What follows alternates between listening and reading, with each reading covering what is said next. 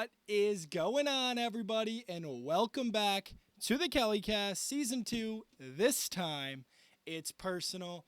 If this is your first time on the channel, I'm Dan Kelly, my podcast. I'm the founder, the producer, the editor, everything.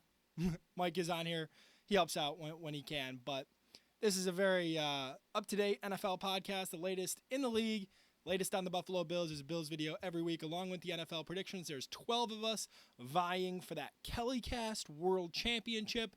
This past week, Samantha goes on to win it back-to-back, the first ever solo winner. We have a new garbage can leader. Sadly, it's Lance of Built in Buffalo. I apologize, my friend. Kevin moves up the leaderboard. Everybody's favorite uncle moves up the leaderboard. Nick moves down because that's what Nick does, but love you anyway, buddy. Shout out real quick to Mitch, the first ever honorary Kelly, with his new podcast, Inside the Sidelines, where he covers the NFL. And I'm very happy for him. I'm very proud of him. I watched the video. He had my other buddy, Aaron, who does another podcast, the BOX Network, here on YouTube. You can subscribe to both of their channels. And it was a very interesting, informative listen. I want to thank them both for letting me know that the first video was up. So thanks, guys. Here, it is Thursday night. Or Thursday day, whenever this video goes up. Cowboys and Giants play tonight. And the Cowboys, let's start with them. Just overall not impressed by the way they've started 2024. I think they're a solid team in a weak division. And yeah, they're going to make the playoffs, whether that be as the winner of the NFC East or whether that be as a wild card, because the Eagles don't seem legit to me either yet. But let's take a look at how they did last week. Dak Prescott throws it 51 times, 379 yards, 2 touchdowns. Rico Dowdle, the leading rusher, 8 carries, 32 yards. More on that in a second. Jake Ferguson, 6 receptions, 95 yards. Leading tackler, Kalen Carson. It's hard to win a game when your quarterback has to throw it 50 times. It's hard to win a game when you don't have a rushing game. And in today's NFL, 2024, we all know what the story has been the first 4 weeks of the season. 3 right now. I haven't seen the week 4 games. But the defenses are coming to play. The high-powered offenses are not scoring as much as they used to. So if you're unable to change your play calls, unable to use one asset of the game, rushing and passing, if you're unable to do one of those, you're going to struggle. And that's exactly what happened to the Cowboys. They tried to claw back against Baltimore, but ended up falling short. Meanwhile, the Giants getting their first win of the season over the Cleveland Browns. Daniel Jones, really solid game. 24-30 of 34, 236 yards, 2 touchdowns. Singletary goes 16 for 65. Malik Neighbors scores twice on 8 receptions. And Cordell Flott, the leading tackler for the Giants. This game, of course, in New Jersey on Thursday Night Football. I want to take the Giants, I do, but overall, I just don't think they're ready for prime time, especially with the Dallas Cowboys who lost kind of unceremoniously last week, right? They were staging the comeback, and it was just too little, too late.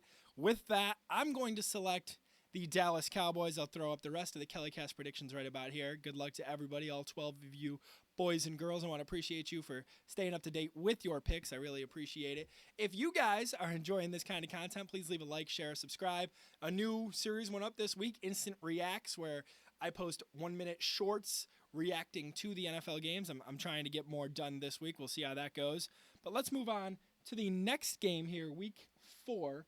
And that is going to be the Denver Broncos and the New York Jets. How about them Broncos? Broncos country, let's ride. Last week, going into Tampa Bay and pulling off the stunner 26-7, the final score. Bo Nix had his best day so far in the league. Props to him. Congratulations. And he really has done a great job in terms of leading the team last week. 25 of 36, 216. Also gets going on the ground. He's a dual threat, man. 9 carries, 47 yards, and a touchdown on the ground. No touchdowns in the air. And the Jets, they destroyed the Patriots on Thursday Night Football. Absolutely demolished them. 24-3, the final in that one. Rodgers goes 27 of 35, 281 with 2 scores. Braylon Allen and Breece Hall both go over 50 yards. Tyler Conklin, the leading receiver, for 93 yards. And Quincy Williams, the leading tackler. Broncos also had Tyler Batty with a performance. Goes for 70 yards. Sutton, 7 receptions, 68 yards. This one's tough for me because Aaron Rodgers has played better than I've thought he was going to this year, and Bo Nix really showed something last week. So I think this is one of the tougher matchups this week. I'm going to select the New York Jets, the home team, in this matchup. This is a quick turnaround. They got a game on Thursday and then a game on Sunday they have to prepare the field for. That's crazy. But I'll toss up the rest of the KellyCast predictions here, and we'll see how everybody does this week. If anybody can knock Sam off of her high horse, because that's exactly what she is on. Moving on to an NFC South matchup. This one, Saints and Falcons. Two teams who disappointed me in week 3, right? The Saints, they had opportunity after opportunity. The majority of the game was 3-0 in their favor over the Philadelphia Eagles, and they just couldn't do it. 3-0, and then you get into the fourth quarter, and things just start to go wrong. They let Saquon get loose. They kept him in check all day up until that fourth quarter where I guess the defense just got tired, and they could not hang. And, of course, the Falcons losing to the Kansas City Chiefs on Sunday Night Football last week. Let's go over the numbers, see if we can figure out why the Saints fell to the Eagles. Derek Carr, 14-25, 142, touchdown and a pick. Kamara goes 26 carries, 87 yards, only averaged 3.3. Olave, 6 receptions, 86 yards, and Paulson Adebo, the leading tackler for the Saints, even had a pick from Tyrann Mathieu. I feel like it was just missed opportunities, missed chances. And you want to talk about missed chances, you look at the team on the other side, the Atlanta Falcons, who had two opportunities to go down, score a touchdown, and beat the Kansas City Chiefs in prime time. Your defense held up against Patrick Mahomes, against the 2-time Super Bowl defending champion Kansas City Chiefs. You had a chance. And you didn't do it. So that's my feelings on the Falcons. And with that, I'm taking the Saints, man. I don't know why. Obviously the records you see on your screen. I'm going to take the Saints because they've done more this season than the Falcons. This is a tough game because it's divisional. Everybody hates everybody. It's a rivalry game. I think it's going to be close, or maybe it won't be. Who knows? These games have been very weird so far in the NFL.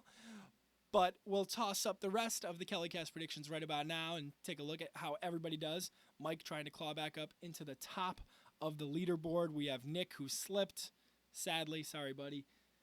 Moving on to the next game here. Jags and Texans is the final game we're going to talk about today. If you like content like this, don't forget to leave a like, share, subscribe to the channel. Jacksonville Jaguars coming in 0-3, Texans at 2-1. We all know what happened with the Jags in week 3. They come into Buffalo, lose 47-10. But the Texans also got the beats broken off of them.